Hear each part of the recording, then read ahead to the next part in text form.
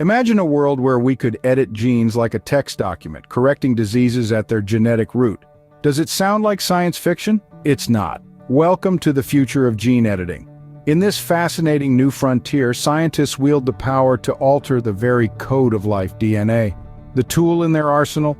A revolutionary technology known as CRISPR.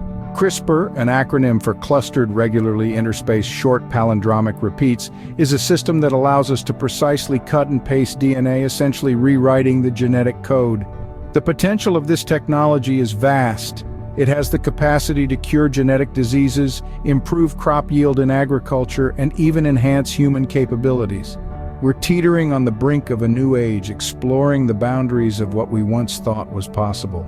This is not a distant reality, but a present unfolding. You may wonder, where is gene editing making a real difference today? Let's look at two case studies that demonstrate the real-world impact of gene editing.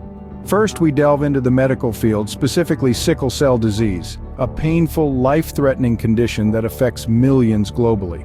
In the past, treatment options were limited, but gene editing is changing the game. Take the case of Victoria Gray, a woman from Mississippi. She was the first person in the United States to be treated for sickle cell disease using CRISPR, a revolutionary gene editing technology. Victoria's faulty genes were edited to produce healthy red blood cells, effectively curing her of the disease. Now, she lives a life free of pain and hospital visits, all thanks to the power of gene editing. Switching gears, let's venture into agriculture. The world's population is growing, and with it, the demand for food.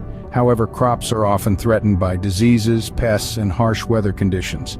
Enter gene editing. Scientists have successfully created disease-resistant crops through gene editing. For example, in Uganda, a staple crop, the banana, was under threat from a devastating bacterial disease. Thanks to gene editing, scientists were able to develop a disease-resistant variant, safeguarding the country's food supply and the livelihoods of countless farmers. This is not just about feeding people today, but about ensuring food security for future generations.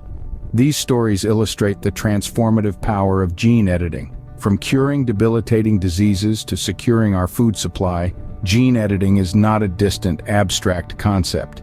It's a tool that's being used right now, bringing about significant change in real, tangible ways. These are not isolated examples, but a glimpse into a future shaped by gene editing. But as we stand on the brink of a genetic revolution, we must ask, just because we can, does it mean we should? As we delve into the ethical landscape of gene editing, we encounter dilemmas that force us to question the boundaries of science. Imagine the possibility of designer babies, children whose every trait has been meticulously selected. This might sound like a utopian dream, but it also carries the risk of creating a genetic elite, exacerbating social inequalities. Moreover, the science of gene editing is still in its infancy. We are yet to fully understand its implications. A single misstep in the genetic code could lead to unforeseen consequences, with potential risks to the individual and future generations. Therefore, it is imperative that we tread this path with caution. The need for careful regulation and ethical guidance is paramount. We must ensure that our scientific advancements serve humanity, not exploit it. The power of gene editing is immense, but so is the responsibility that comes with it.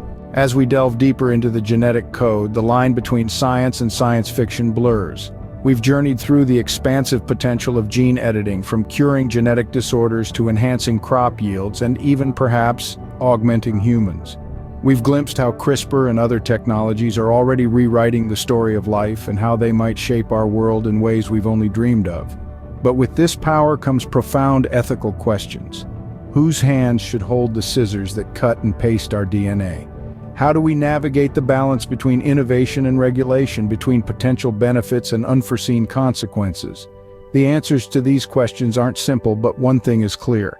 The discourse around gene editing needs to extend beyond the walls of science labs and into the public sphere.